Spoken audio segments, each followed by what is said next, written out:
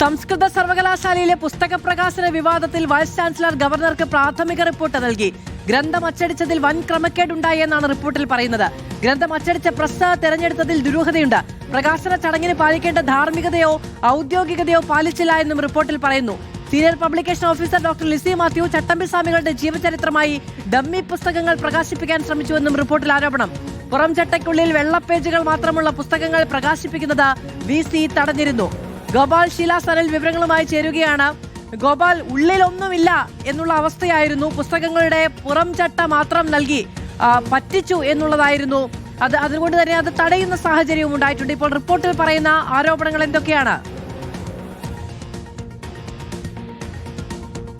മാധു, സംസ്കൃത സർവകലാശാലയിൽ ചട്ടമ്പി സ്വാമിയുടെ ജീവചരിത്രം പ്രകാശനം ചെയ്യുന്നതുമായി ബന്ധപ്പെട്ടാണ് ഈ വിവാദം ഉണ്ടാകുന്നത്. അന്ന് ഈ പ്രകാശന ചടങ്ങ് ഗവർണറായിരുന്നു ചെയ്യേണ്ടിയിരുന്നത്. എന്നാൽ പിന്നീട് ആ ചടങ്ങ് നടക്കുന്നതിന് തൊട്ടു മുൻപായി അത് VC റദ്ദാക്കി. അതിന് കാരണമായി സൂചിപ്പിച്ചത് 11 വാല്യങ്ങളിൽ 7 വാല്യങ്ങളുടെ പുറംചട്ടം മാത്രമാണ് ഉണ്ടായിരുന്നത്. അതിൽ വെള്ള ഡമ്മി പേജുകൾ മാത്രം വെച്ച് വ്യാജ പുസ്തകങ്ങൾ പ്രകാശനം ചെയ്യാൻ ശ്രമിച്ചു എന്നതായിരുന്നു അന്ന് VC ആ ചടങ്ങ് റദ്ദാക്കാനുള്ള കാരണം. ഇപ്പോൾ ആ വിഷയത്തിൽ പ്രാഥമിക റിപ്പോർട്ട് ഗവർണർക്ക് സമർപ്പിച്ചിരിക്കുകയാണ് വൈസ് ചാൻസലർ സിസ തോമസ്. ഈ റിപ്പോർട്ടിൽ വൻ ക്രമക്കേടും ഗുരുതര വീഴ്ചയും ഈ പ്രകാശന ചടങ്ങും ആ പുസ്തക പ്രിന്റ് ചെയ്തതുമായി ബന്ധപ്പെട്ട് ഉണ്ടായി എന്നാണ് സൂചിപ്പിക്കുന്നത്. അതിൽ ആദ്യത്തേത് ഈ പ്രിന്റിംഗ് പ്രസ്സിനെ തിരഞ്ഞെടുത്ത ആലുവയിലുള്ള ഒരു സ്വകാര്യ പ്രിന്റിംഗ് പ്രസ്സാണ് ഈ പുസ്തകങ്ങൾ അച്ചടിച്ചത്. ആ പ്രിന്റിംഗ് പ്രസ്സിനെ തിരഞ്ഞെടുത്തതിൽ വലിയ ദുരൂഹതയുണ്ട്. അതിനോടൊപ്പം തന്നെ ഇതിന് ചെലവായ പണം, വിറ്റഴിക്കാനായി നിശ്ചയിച്ച തുക, അതിനോടൊപ്പം തന്നെ പ്രകാശനം അടക്കമുള്ള കാര്യങ്ങളെ കുറിച്ചുള്ള വ്യക്തമായ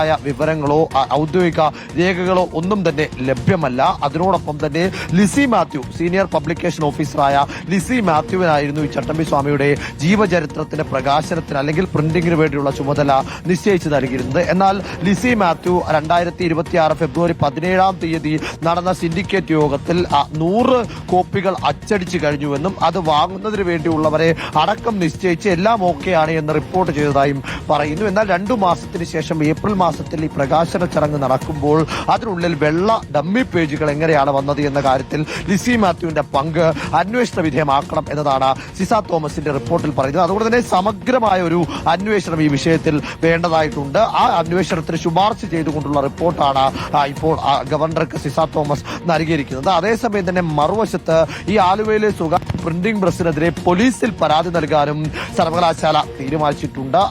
ഈ പ്രിന്റിംഗ് പ്രസ്സിന്റെ ഭാഗത്തു നിന്ന് എങ്ങനെയാണ് ഇങ്ങനെ ഒരു വീഴ്ച ഉണ്ടായത് എന്നത് ക്രിമിനൽ കുറ്റമായി പരിഗണിച്ചുകൊണ്ട് അന്വേഷിക്കണം എന്നതാണ് പോലീസിനോട് സർവകലാശാല ആവശ്യപ്പെടാൻ ഉദ്ദേശിക്കുന്നത്. ഇത് സംബന്ധിച്ച് ഔദ്യോഗികമായി പരാതി നൽകാൻ രജിസ്ട്രാറെ വൈസ് ചാൻസലർ ചുമതലപ്പെടുത്തിയിട്ടുണ്ട്. ആ പരാതിയുടെ കൂടെ അന്വേഷണം വരും ദിവസങ്ങൾ നമുക്ക് പ്രതീക്ഷിക്കാം. എന്താണെങ്കിലും ഗവർണർക്കും വൈസ് ചാൻസലർക്കും ഈ വിഷയത്തിൽ കടുത്ത അതൃപ്തിയുണ്ട്. ഗുരുതരമായ വീഴ്ച. സംസ്കൃത സർവകലാശാലയിലെ പുസ്തക പ്രകാശന വിവാദത്തിൽ വൈസ് ചാൻസലർ ഗവർണർക്ക് പ്രാഥമിക റിപ്പോർട്ട് നൽകിയിരിക്കുന്നു.